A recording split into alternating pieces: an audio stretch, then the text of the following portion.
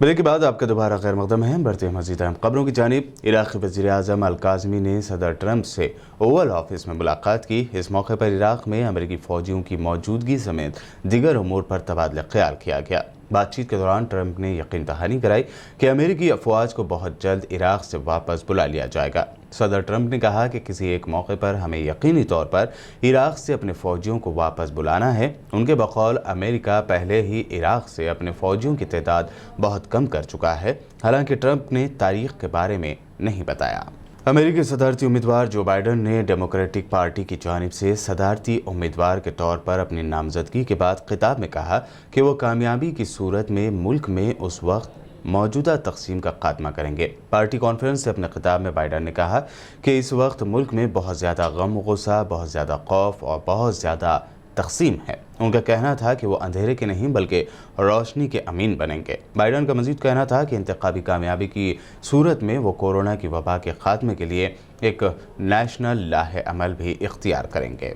Corona बहरान से कई ममालिक की इकनॉमी तबाह हो गई है। अब बरतानवी हुकूमत को लेकर भी बड़ा इंकशाफ हुआ है। खबर है कि बरतानवी हुकूमत पर इस साल जुलाई में पहली मरतबा 2 ट्रिलियन पाउंड से भी ज़्यादा का कर्ज हो गया है। बरतानवी सरकारी आदाद शुमार के मुताबिक कर्ज में हालिया इजाफे की वजह से हुकूमत की तरफ से कोरोना वबा से निमटने के लिए अखराजात में इजाफा है। यही वजह बताई जा रही है। बरतानिया कोरोना की वबा से यूरोप में इब्तिदाई तौर पर सबसे ज़्यादा मुतासर होने वाले ममालिक में शामिल था। दुनिया भर में कोरोना केसेस को लेकर तशवीश जारी है। ऐसे में दुनिया भर में अब तक दर्ज किए गए कुल 2,25,79,017 केसेस में से आधे से ज़्यादा यानी 1,19,12,643 केसेस सिर्फ भारत, अमेरिका और ब्राज़ील में रिकॉर्ड किए गए।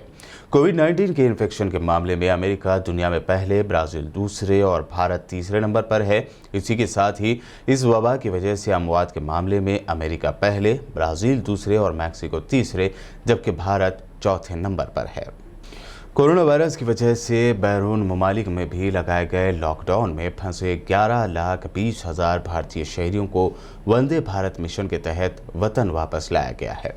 होम मिनिस्ट्री के स्पोक्स पर्सन अनुराग श्रीवास्तव ने बताया कि इस मिशन के 5वें फेज में अब तक 22 कंट्रीज से तकरीबन 500 इंटरनेशनल फ़्लाइट्स और 130 डोमेस्टिक फ़्लाइट्स चलाई गई। इस महीने के आखिर तक मजीद 375 इंटरनेशनल फ़्लाइट्स चलाई जाएंगी। फेसबुक कंट्रोल को लेकर तनाज़ा थमता नजर नहीं आ रहा है। कांग्रेस ने एक बार फिर कार्टून के जरिए बीजेपी और आरएसएस पर निशाना साधा है।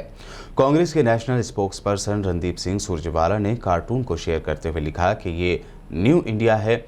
रणदीप सिंह की जानिब से शेयर किए गए कार्टून में एक शख्स सफ़ेद शर्ट और खाकी की हाफ पैंट पहनकर फेसबुक के लोगो पर हाथ रखकर जुकरबर्ग की जानिब से कायम किए गए सभी कवानीन पर अमल करने की कसम खाता हुआ दिखाई देता है। एक्टर सुशांत सिंह राजपूत मामले में नया मोड़ आया है। जैसे ही सीबीआई को सुशांत मामले की जांच की जिम्मेदारी दी गई, एक एक करके नई नई जानकारियां सामने आने लगी हैं। बता दें कि रिया चक्रवर्ती और महेश भट्ट का एक चैट वायरल हो रहा है जो एक अलग ही कहानी बयान कर रहा है। इस चैट के मुताबिक 8 जून को जब रिया ने सुशांत का घर छोड़ा था तब उन्होंने डायरेक्टर महेश भट्ट से बातचीत की थी। चैट के वायरल होते ही बताया जा रहा है कि रिया ने ही खुद सुशांत से रिश्ता तोड़ा था। वहीं इस चैट में महेश भट्ट रिया चक्रवर्ती को फिर कभी पीछे मुड़कर ना देखने की सलाह भी देते हैं। शहंशाह जज्बात दिलीप कुमार के छोटे भाई असलम खान का 88 साल की उम्र में इंतकाल हो गया। पिछले कुछ दिनों से वो कोरोना से मुतासिर बताए गए थे। उन्हें इलाज के लिए मुंबई के लीलावती हॉस्पिटल में शरीक करवाया गया था, जहां आज उनका इंतकाल हो गया। वो ब्लड प्रेशर, डायबिटीज़ के अलावा हार्ट पेशेंट भी थे। बता दें कि दिलीप कुमार के दूसरे भाई 80 साल एहसान खान भी कोरोना से मुतासर होने की वजह से लीलावती हॉस्पिटल में जेर इलाज हैं। तेलंगाना में कोरोना के करीब 1 लाख केसेस हो चुके हैं। आइए देखते हैं पिछले 24 घंटों में रियासत तेलंगाना में कोविड-19 की क्या रही सूरत हाल। रियासत तेलंगाना में 21 अगस्त को जारी होने वाले हेल्थ बुलेटिन में पिछले 24 घंटों के दौरान कोरोना के 1967 पॉजिटिव केसेस सामने आने की जानकारी दी गई है। रियासत भर में कोरोना पॉजिटिव केसेस की तादाद 99,391 तक पहुंच गई है। पिछले 24 घंटों में 8 अफराद की कोरोना वायरस से मौत भी हुई है, जिसके बाद रियासत तेलंगाना में इस वबा से मरने वालों की तादाद 737 हो गई है। पिछले 24 घंटों में 1781 अफराद रिकवर भी हुए हैं।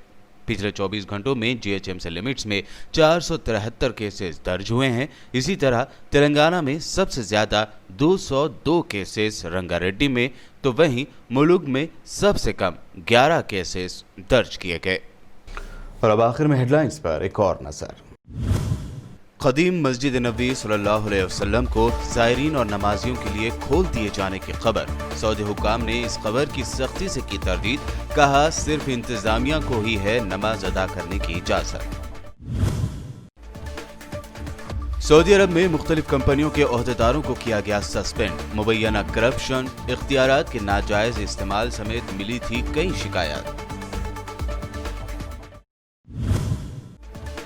इराक में हुकूमत मुखालिफ मुजाहिरीन और सिविल सोसाइटी के अरकान की टारगेट किलिंग। अब तक सैकड़ों अफराद का हुआ कत्ल, अमेरिका ने जाहिर की तशवीश।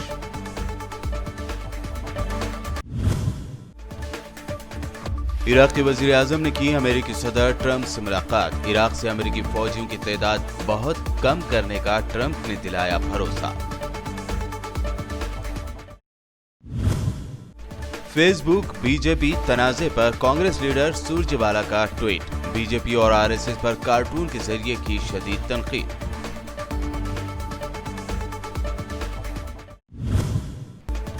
सुशांत मामले में आया नया मोड़। रिया और महेश भट्ट की व्हाट्सएप चैट लीक। सुशांत के साथ रिया के रिश्तों को लेकर खुले कई राज। पीबीएन के बुलेटिन वर्ल्ड न्यूज़ में ये थी दुनिया भर की अहम खबरें। यूट्यूब पर पीबीएन चैनल को सब्सक्राइब जरूर करें। ज़रूरतमंदों की मदद के लिए आगे आएं और देखते रहिए पीबीएन चैनल।